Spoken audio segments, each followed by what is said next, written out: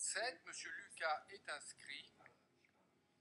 Oui, merci Monsieur le Président. Je vais être court puisqu'aujourd'hui on dit des merci, je vais en dire quelques-uns.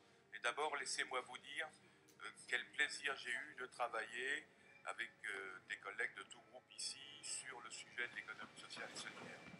Enfin, c'est un sujet qui avance et il est dit dans la délibération que c'était un galop d'essai. Je dis que c'est un galop d'essai prometteur, même s'il y a quelques petits accros de démarrage qui ont eu lieu.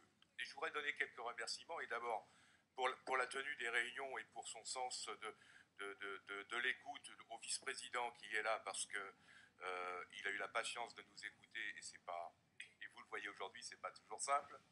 Et puis surtout à tout le personnel du Conseil général qui a travaillé vraiment dur, et notamment quand il y a eu les 80 et quelques dossiers qui sont arrivés. Je sais qu'ils ont passé pour certains un week-end entier à travailler sur les dossiers, et en particulier pour leur responsable Nicolas Prégaud qui quitte le Conseil général et qui a fait là-dessus un travail passionné, et je voulais vraiment le remercier publiquement, et je ne doute pas qu'avec M. Ingardia on puisse avoir les mêmes relations et les mêmes avancées sur ce sujet.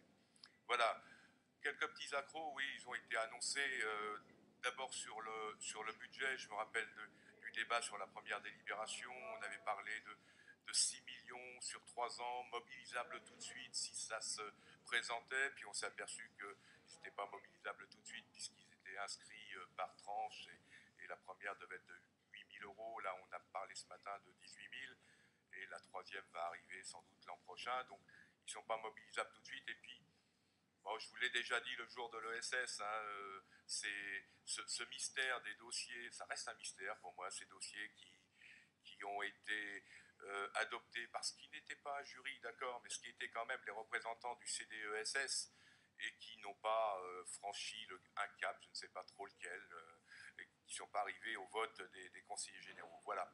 En tout cas, pour moi, c'est un bilan globalement positif. Je souhaite qu'on poursuive, je souhaite qu'on amplifie. Je rappellerai quand même que le secteur de l'économie sociale et solidaire est aujourd'hui le secteur qui crée encore de l'emploi. Et je crois même dire que c'est le premier secteur qui crée de l'emploi. Petitement, certes, mais c'est quand même un signe intéressant. Et ça mérite qu'on continue à s'y investir, et à s'y investir peut-être même encore plus que nous le faisons aujourd'hui. Merci. Les critiques ont d'autant plus de poids quand elles sont exprimées avec en même temps quelques compliments qui montrent qu'on a un regard objectif. Donc je reçois les critiques avec beaucoup d'intérêt. Pour répondre à Monsieur Leclerc sur le retour d'expérience du forum, on a déjà eu un premier débat dans le cadre du conseil départemental entre nous, mais naturellement, moi je suis ouvert à ce que les gens qui veulent faire remonter leur expérience de ce forum puissent le faire, et si vous souhaitez en convier à nos réunions pour que nous puissions échanger là-dessus, je ne vois aucune difficulté à ce que nous procédions ainsi.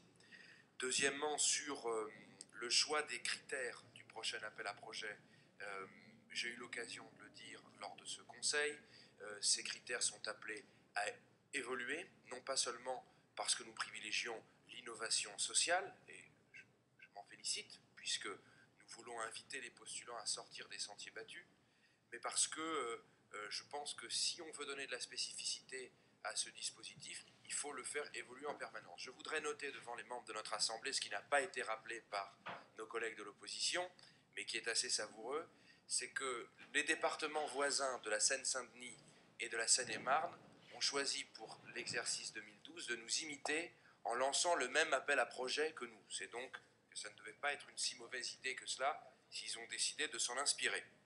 Le choix des critères, comme nous l'avons fait depuis le début, sera donc débattu dans le comité départemental de l'économie sociale et solidaire. Enfin, sur la question du budget, M. Gazet, je voudrais vous répondre sur ce point, parce que oui, nous avions une enveloppe sur 3 ans de 6 millions d'euros, mais notre philosophie d'action, ça n'est pas de dépenser pour dépenser. Et je voudrais rappeler encore une fois que cet appel à projet, je suis ravi qu'il vous ait plu, mais ce n'est pas l'alpha et l'oméga de la politique en matière de développement de l'économie sociale et solidaire. Et ces crédits nous seront utiles pour financer notamment d'autres points de développement dont nous avons parlé, les systèmes d'incubateurs spécialisés pour l'ESS et le système de générateurs de projets, notamment sans parler du développement de formation pour les étudiants et les dirigeants de l'ESS. Autant de projets dont on a besoin de crédit pour les financer, donc se lancer tête baissée et essayer de procéder à du saupoudrage, ça serait à mon avis la meilleure façon de décrédibiliser cette initiative qui doit, pour être bien perçue, être avant tout efficace. Et enfin, j'en terminerai par là parce que je crois un peu absurde ce procès que vous essayez de nous intenter, parce qu'il faut dire pas grand-chose à dire sur cette initiative qui a été couronnée de succès, d'essayer de nous opposer au sein de l'exécutif en essayant d'installer un coin entre le président et les différents membres de l'exécutif. Moi, je voudrais profiter de l'occasion qui m'est donnée pour dire que si... C'est pas leur genre. Non mais je vais les laisser maugréer, puis je terminerai de façon sereine. Parce qu'on n'est pas obligé de s'énerver pour être pertinent. En disant que si nous avons choisi de nous engager pour le développement de l'entrepreneuriat social et de l'innovation sociale, c'est parce qu'il y a une volonté de la part de tout l'exécutif, à commencer par le président, une volonté forte pour s'engager concrètement et poser des actes. Et je pense que ça doit être salué. Et donc, je souscris parfaitement à l'évolution de la politique de développement de l'ESS que nous projetons de mener pour l'exercice 2012. Et je voudrais dire enfin à Monsieur Leclerc, il y a, de mon point de vue, une forme d'incohérence à vous abstenir sur ce rapport qui reprend les dispositifs que vous avez contribué à élaborer, auxquels vous aviez adhéré l'année précédente. Voilà, ce qui vous paraissait de bonne politique hier, aujourd'hui, alors que ça a marché, vous ne voulez plus le soutenir. J'ai du mal à suivre votre cohérence.